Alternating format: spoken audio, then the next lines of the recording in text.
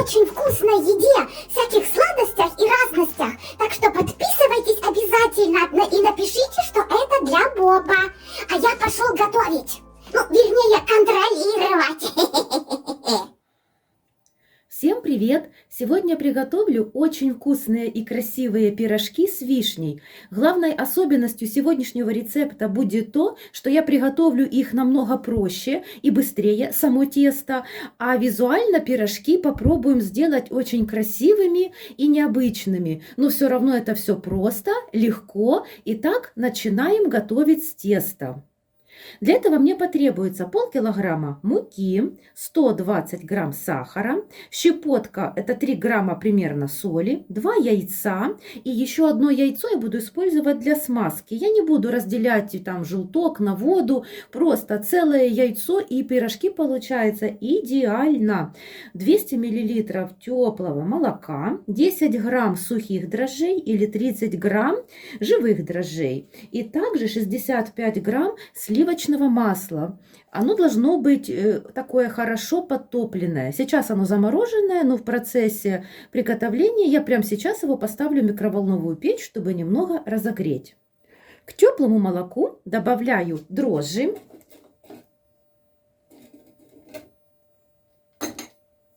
сахар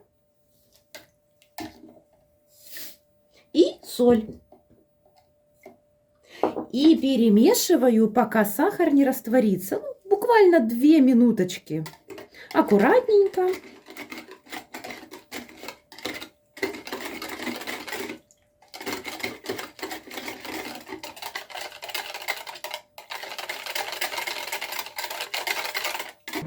Дальше 2/3 муки от общего количества пересыпаю в миску, где буду замешивать тесто. То есть оставляю примерно вот столько. Столько муки я буду добавлять позже.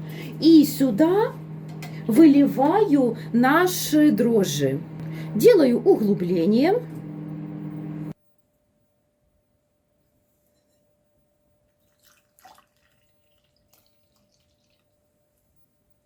Сначала я буду вымешивать, вы можете вымешивать ложкой или лопаткой, пока тесто не станет густым. Потом постепенно буду добавлять вторую часть муки.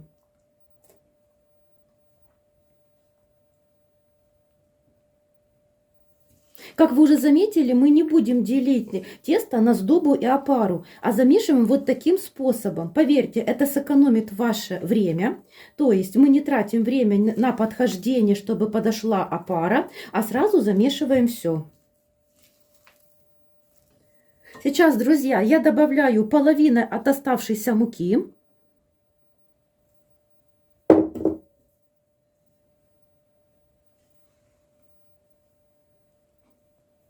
Если тесто будет тяжело вымешивать лопаткой, я боюсь, чтобы ее не поломать, поэтому я буду сейчас вымешивать ручками.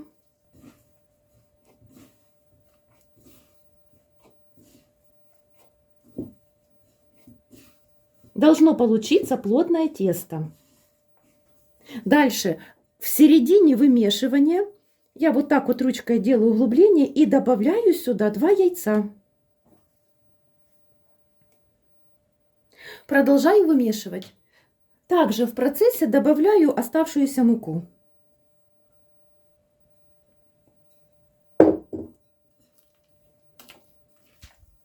Когда тесто замесилось, оно еще будет немножко липнуть к рукам. Пусть это вас не смущает, так и должно быть. И только теперь я буду в 2 этапа добавлять сливочное масло. Аккуратненько я его растопила и вмешивать в тесто.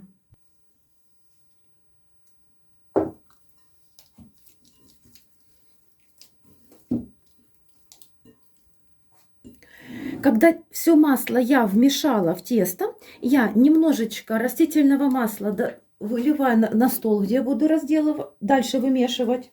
И тесто нужно еще вымесить примерно 6-10 минут.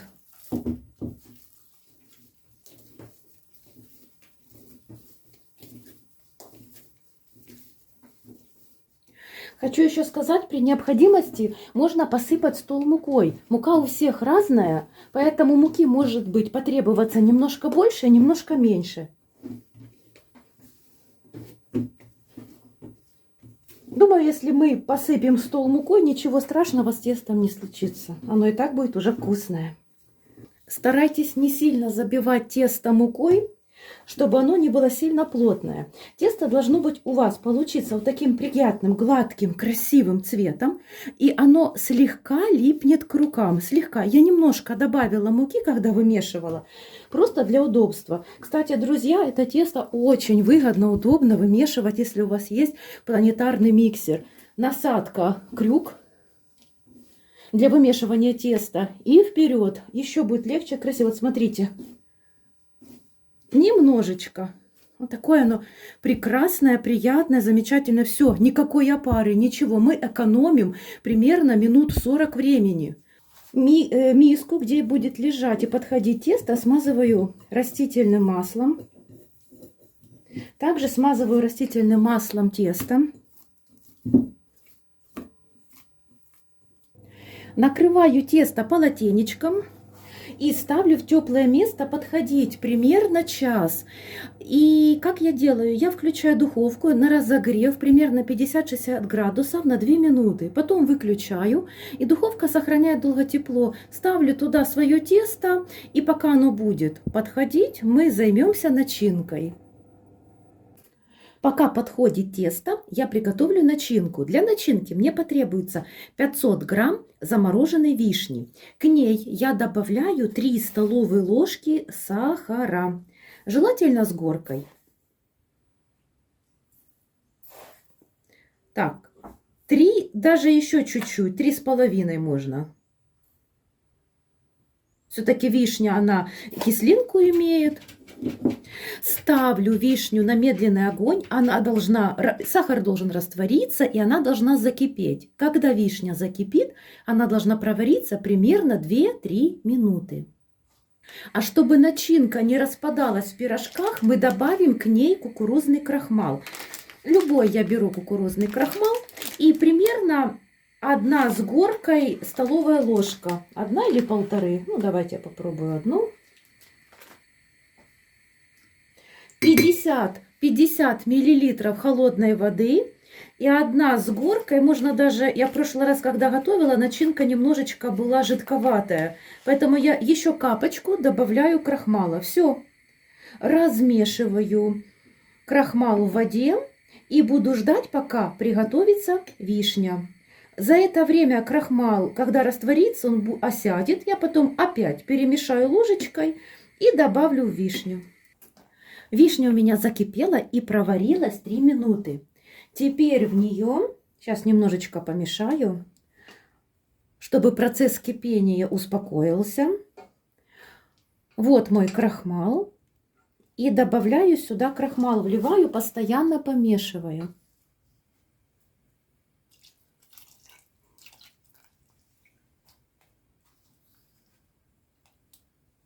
Теперь опять отправляю я его провариться.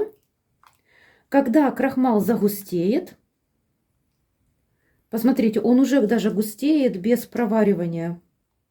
Но все-таки пусть закипит. Я его еще раз перемешаю, сниму с огня, накрою пищевой пленкой, и начинка наша будет готова.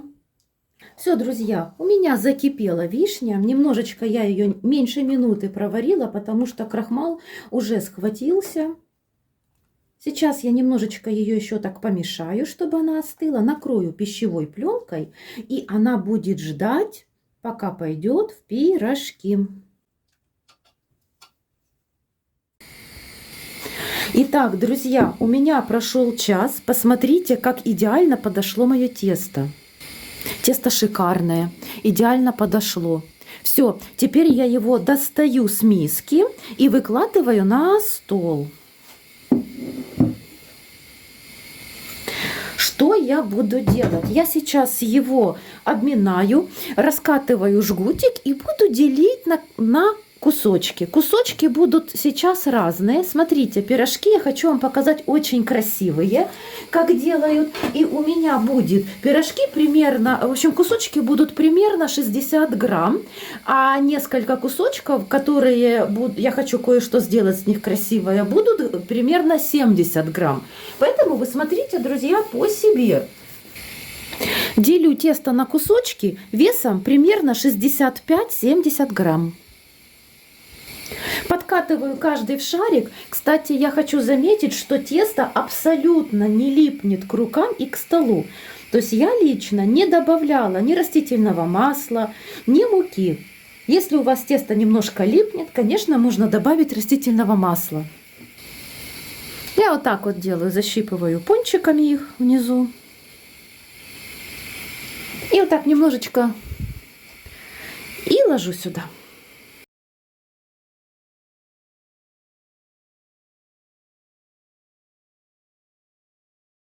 У меня вышло 15 кусочков.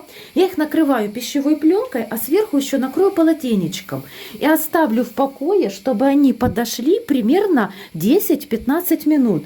Кстати, вы заметили, друзья, что я не обминала тесто. То есть опять экономия времени. Просто размешиваем на кусочки и даем подойти 10 минут.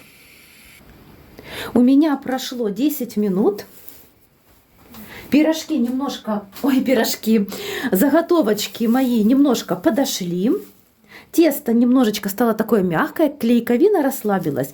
И начинаю готовить пирожки. Беру первый кусочек и раскатываю.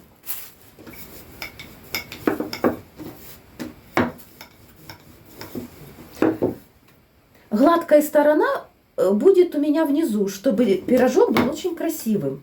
Первый пирожок мы сделаем в виде треугольничка. Я буду делать по одному и показывать вам медленно, чтобы вы все могли увидеть. Пальчиками еще вот так вот разминаю, чтобы удобнее было склеивать пирожок. И выкладываю начинку на серединочку. Теперь смотрите, как я делаю. Беру до середины, склеиваю,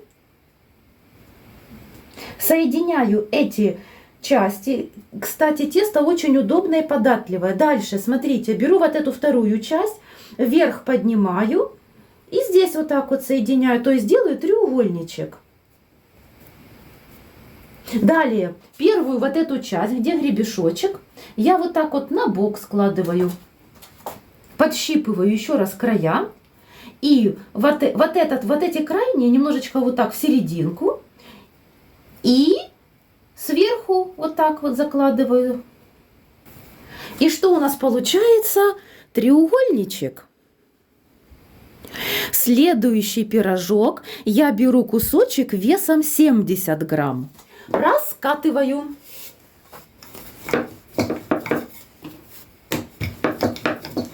Переворачиваю этой стороной вниз, гладкой. Еще раз раскатываю.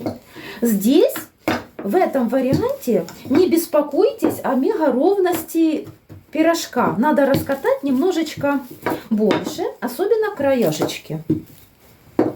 Вот такая должна быть лепешечка раскатанная. И теперь очень аккуратно я делаю вот такие вот надрезы. С одной стороны. Вот такой как бы треугольничек. И с другой стороны. И от него вот визуально рисую вот второй такой же треугольник. А вот эти части вот по бокам, крылышки, вот делаю с них вот такие вот полосочки. Такая летучая мышь получается. Или, знаете, какая-то форма какой-то морской красивой рыбки. Теперь в середину вот этого треугольничка выкладываю начинку. Теперь, друзья, раскатываю кусочек, который побольше. Можно его взять примерно даже 80 грамм. Ну, просто смотрите, чтобы он хорошо раскатался.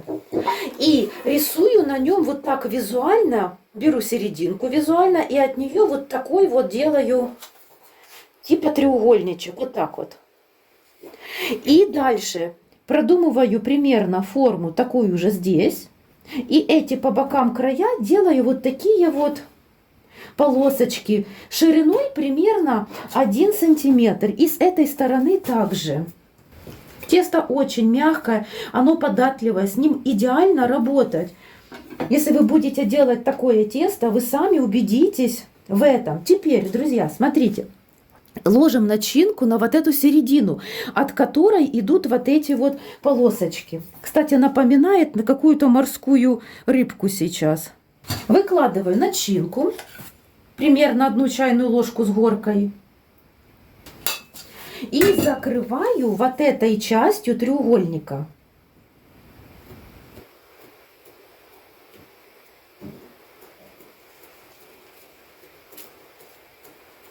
И здесь заклеиваю. Старайтесь, чтобы пирожок напоминал все-таки треугольничек. Тесто должно быть немножко с запасом, чтобы начинка не вытекла. А теперь начинаем заплетать.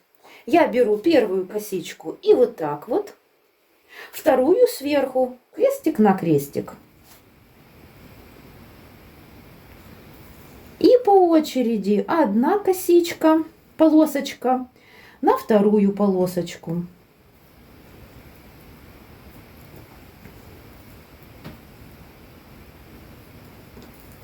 Когда тесто подойдет, все будет очень красиво.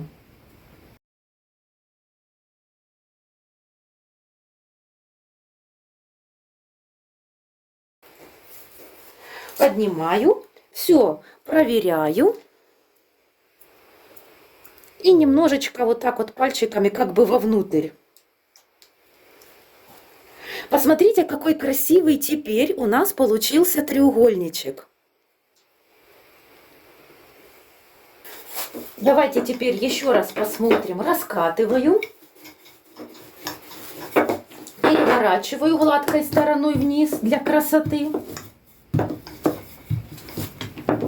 Конечно же, старайтесь не сильно раскатывать, чтобы все-таки он не был сильно тонким. Но в то же время и ручечками я делаю вот так вот, пальчиками. Все подойдет, потом все будет прекрасно. Вообще я стараюсь выбирать узоры, какие-то красивости для пирожков минимальные. Потому что чем больше мы делаем манипуляций с дрожжевым тестом, тем хуже оно потом подходит. Дрожжи не любят вот этого страшно сильно суеты. Даже вот так вот можно приложить. Смотрите. И вот по этой форме делать вот такие вот полосочки. Не делайте их сильно тонкими. И с этой стороны, друзья, вот так вот проходимся.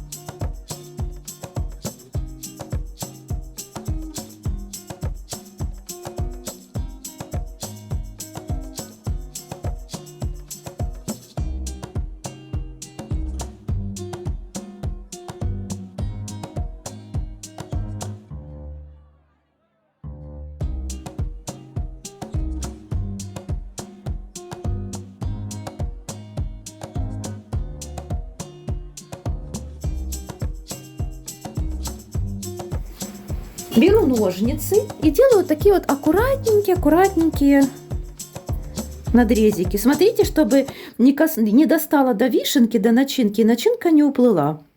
Поэтому я делала здесь вот это донышко более толстое. И старайтесь вот так вот оттягивать. Вот это такая шишечка, такой ежичек у нас получается.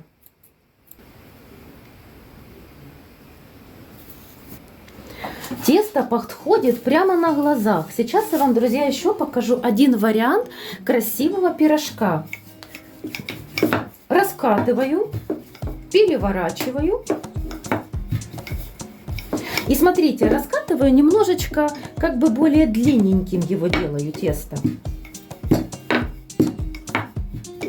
Такой прямоугольничек. Не обязательно, не переживайте за ровность, за что-то там, все будет красиво. В серединку, так, теперь в серединку, в эту часть выкладываю начинку.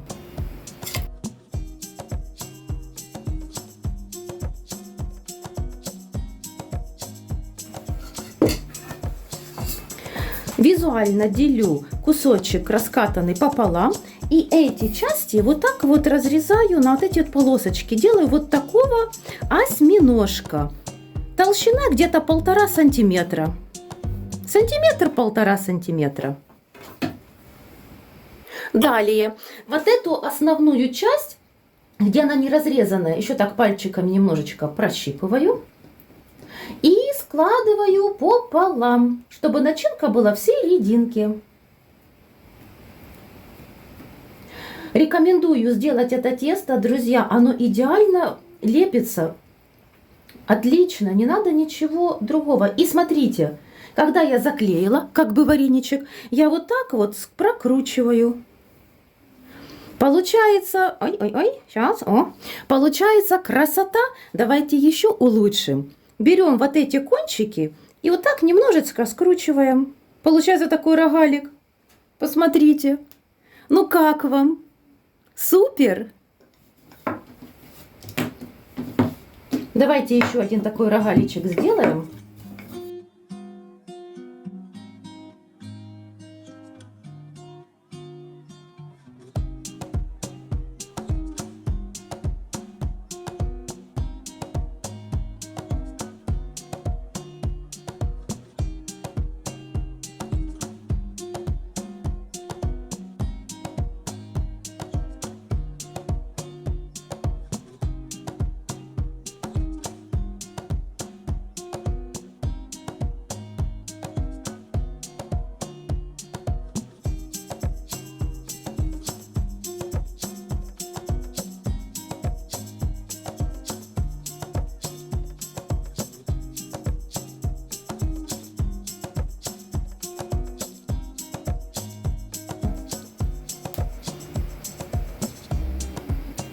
Пока лепила вторую часть пирожков, первая уже идеально подошла. Так, взбиваю одно яйцо вилочкой. И параллельно перед этим я уже включила духовой шкаф на разогрев. Я ставлю на разогрев всегда температура 200 градусов. Выпекать буду примерно 180-185 градусов Цельсия. Вверх-вниз режим. Булочки смазываю яйцом и даю еще немножечко подсохнуть, примерно минут 10. За это время духовой шкаф хорошо разогреется, а поверхность яйца уже, поверхность пирожка немножко подсохнет. У меня прошло 10 минут, я сейчас проверю, уже подсохла смазка. Так, я отправляю выпекаться мои пирожки в духовой шкаф. Температура выпечки 180 градусов, режим вверх-вниз без конвекции и время выпечки примерно 20 минут. Посмотрите, друзья, какая красота получилась. И как только пирожки испеклись, я буду растопленным сливочным маслом смазывать их сверху. Не сильно, немножко. По весу масла нужно, примерно грамм 30. Буквально вот так вот для блеска, для красоты и для вкуса. Посмотрите, какая красота, когда смазали мы еще маслечком. Очень красивые пирожки получились, просто загляденье.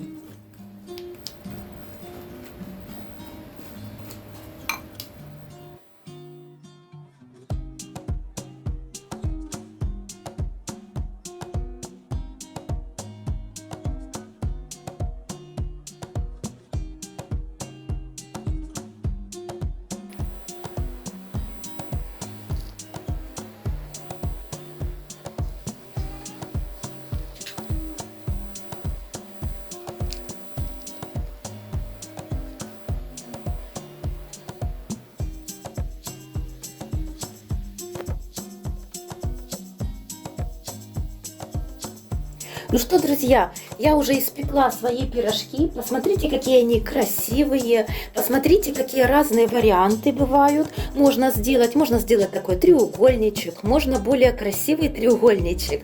Можно сделать вот такой вот рулетик или вот такую в виде булочки. Вот, давайте посмотрим, они уже у меня немножко остыли, и посмотрим, какие же они в разломе. Если честно, я сама волнуюсь. Тесто мягусенькое, донышко мягусенькое. В общем, вау, ой, какое оно прекрасное. Посмотрите, мои хорошие. В общем, рекомендую.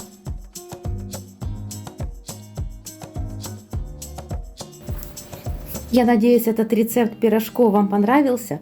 Пишите в комментариях, какие любите вы рецепты. А я вас всех целую, люблю. До новых встреч!